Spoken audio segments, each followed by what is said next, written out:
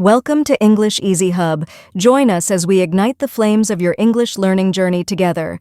Please subscribe to watch and embark on your English learning journey. Don't miss out on the exciting content. In this dialogue, Simon seeks advice from his teacher on how to improve his English pronunciation and intonation, feeling stuck in his current progress. Simon expresses his concerns about sounding robotic, misplacing stress, and the influence of his native language on his accent. His teacher provides valuable insights into critical areas like stress, rhythm, connected speech, and the importance of intonation in English. The conversation delves into practical techniques, including shadowing and listening exercises, while also addressing broader concerns such as speed, clarity, and the role of nonverbal communication in enhancing spoken English.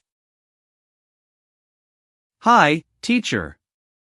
Lately, I've been really focused on improving my English pronunciation and intonation, but I feel like I'm hitting a wall.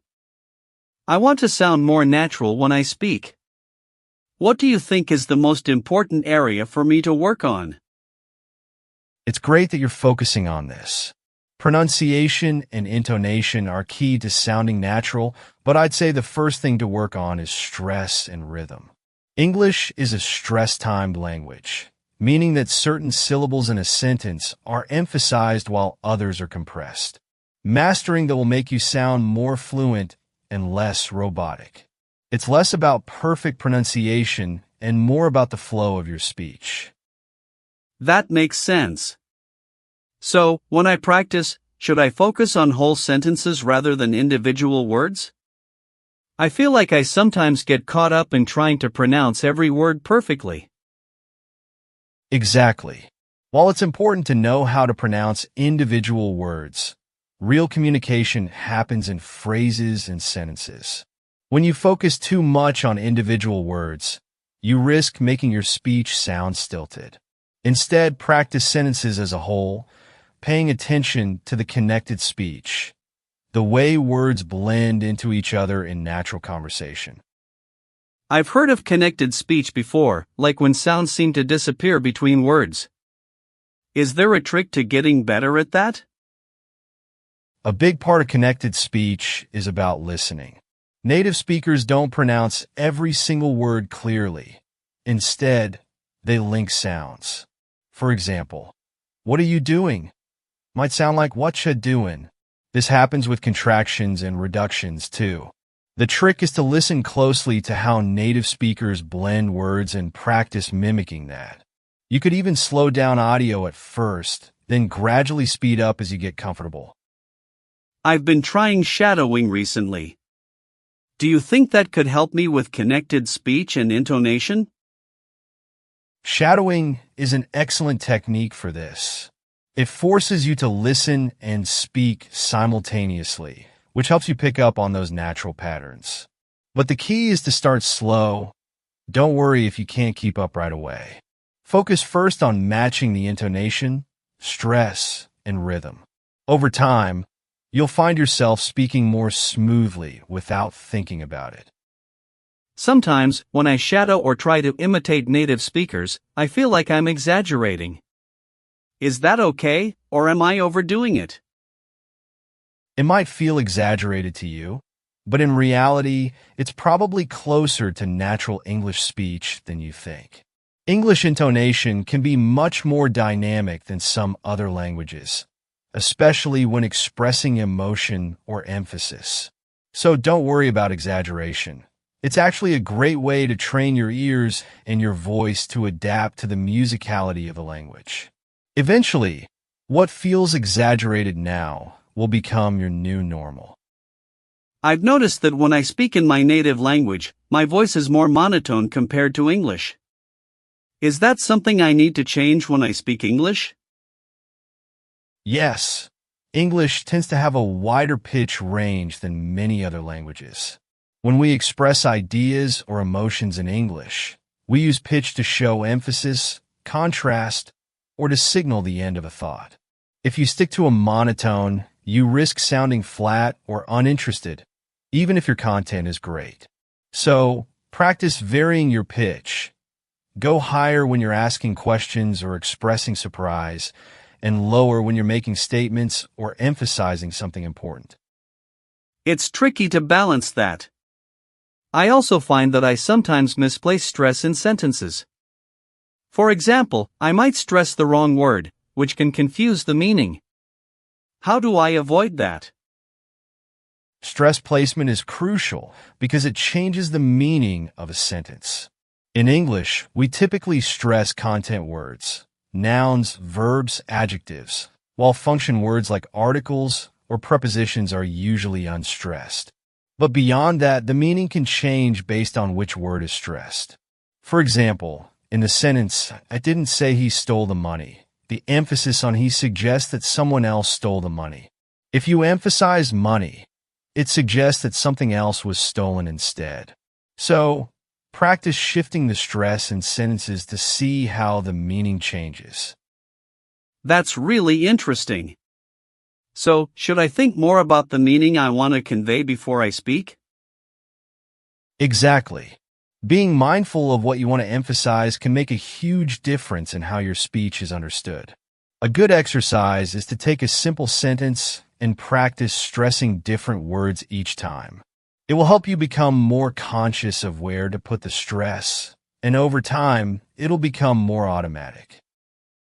Sometimes when I listen to native speakers, I feel like they speak really fast. Is it more important to focus on speed or on clarity? Clarity is always more important than speed.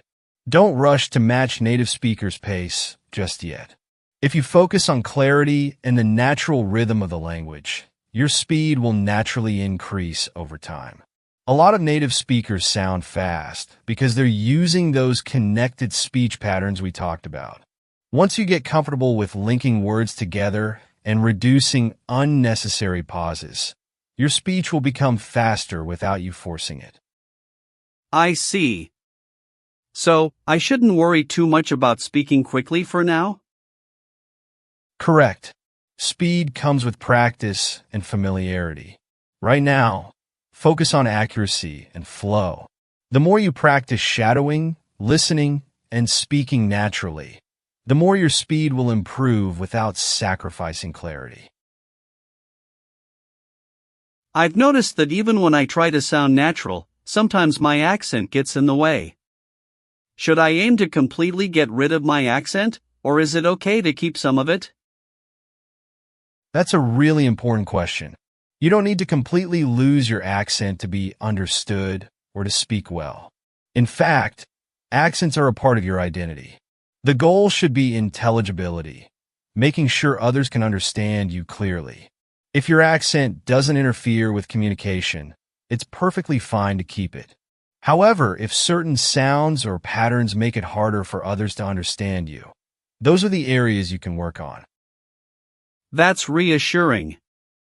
I'll focus on making myself clear rather than trying to sound like a native speaker. But do you think it's possible to sound like a native speaker if I wanted to? It's definitely possible, especially with enough exposure and practice. Some people manage to sound almost indistinguishable from native speakers, but it often takes years of immersion. However, keep in mind that sounding like a native speaker isn't the only goal. Clear communication and confidence in your speech are far more important. If you focus on those, the rest will come naturally. I guess that takes the pressure off a bit. I've also been wondering about nonverbal aspects, like facial expressions. Do they really affect how I speak? Yes, nonverbal communication plays a bigger role than many people realize. When you use facial expressions and gestures, it actually affects your voice. It changes your tone, your pitch, and even the rhythm of your speech. It can help you sound more natural and dynamic. So, don't be afraid to use your body when you speak, especially if it helps convey emotion or emphasis. It'll make your intonation more lively and engaging. That's really helpful. I guess I have one last question. How long do you think it'll take before I really feel comfortable with my pronunciation and intonation? It depends on how consistently you practice, but progress can be noticeable within a few months if you focus on the right techniques. Don't rush the process. Improvement in pronunciation and intonation happens gradually, but with regular shadowing, listening, and speaking, you'll likely start seeing improvements sooner than you think. Remember, it's a marathon, not a sprint. Thanks, teacher. I feel a lot more confident now that I know what to focus on. I'll definitely start practicing more consciously with everything you've mentioned. You're very welcome, Simon. Stay consistent, and don't hesitate to ask more questions as you continue improving. You're on the right path. Keep up the good work. By the end of the conversation, Simon gains a clearer understanding of how to approach his language learning journey. The teacher emphasizes that pronunciation and intonation improvements come from focusing on the natural flow of speech, mastering stress placement, and practicing connected speech. Rather than striving for perfection or a native-like accent, the goal is to be intelligible and confident. Techniques like shadowing, paying attention to rhythm and pitch, and integrating nonverbal communication are highlighted as effective ways to develop a more natural and dynamic speaking style. Ultimately, the key takeaway is that consistent practice, patience, and listening are the cornerstones to achieving fluency and a more natural English sound. Thanks for watching. Remember to subscribe, like, comment, and share to keep the English learning journey alive.